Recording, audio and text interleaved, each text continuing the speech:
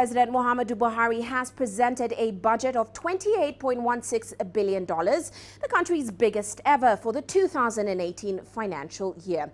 Now, he said the budget was based on an exchange rate of 305 naira to the dollar and a projected oil output of 2.3 million barrels per day at an assumed price of $45 per barrel.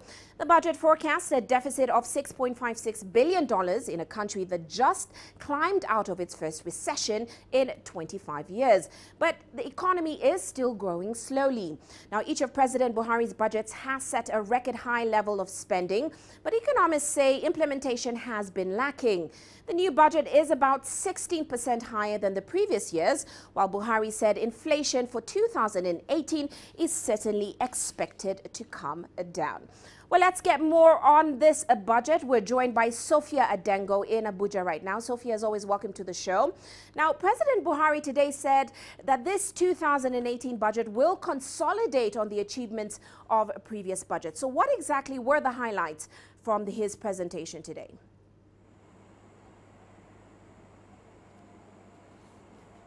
Well, Uche, as you've mentioned, Nigeria has set out its budget for 2018. Some of the major highlights is, of course, the 16% jump in the budget itself to about $28 billion US, up from about 20 or so billion dollars in 2017. And that seems to be the impetus really for some of the members of the opposition parliament to really ask questions and dig deeper as to why there has been an expansion so large within a 12-month period. Also, major highlights is the president really noting the fact that unrest or agitation in the Niger Delta area, where petroleum is largely produced, really must be addressed in order to keep this momentum of having mended the economy that has been through a recession. Also touching on areas of inflation. You know, inflation was in double digits, almost up to 18% in the last 6 months, and now down to 14%, about 14% from what the budget reading has outlined. But also really taking a closer look at some of these non-oil sectors, saying that Nigeria has indeed learned from what took them into a recession, which is this over-dependence on oil, and turning to these non-oil sectors like agriculture and even mining to really see more revenue flows coming as a result of next year's budget. But also there is that tiny flaw that every country, of course, has to deal with, which is a budget deficit. And even though the budget deficit still has not necessarily improved, the expenditure expected for 2018 will rise, if passed, by at least 16%. Uche. Well, Sophia, there are certainly concerns that this budget would again face some hitches. Why are lawmakers seeming to oppose it this time around?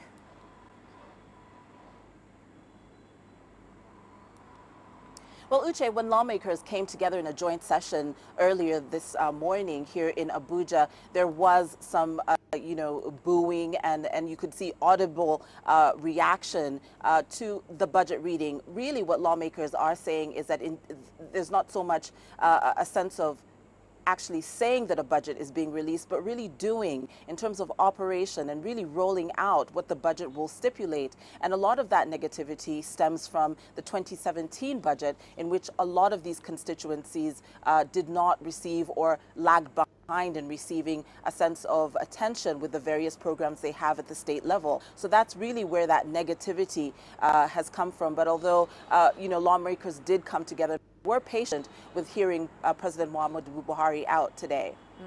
Of course, this is all around the poor implementation of the 2017 budget. So how did Buhari respond to this? What did he say about this today? Are they right about the poor record of the government in past budgets?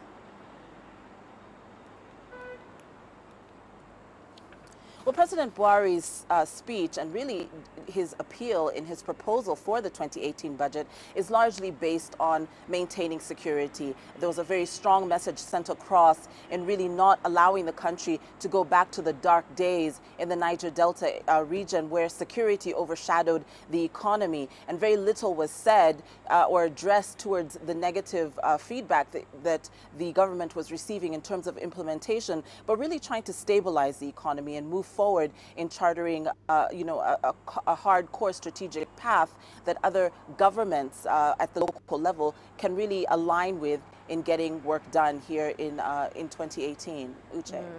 Well, Sophia, many thanks for those insights. Of course, Sophia Dango joining us there in Abuja. Well,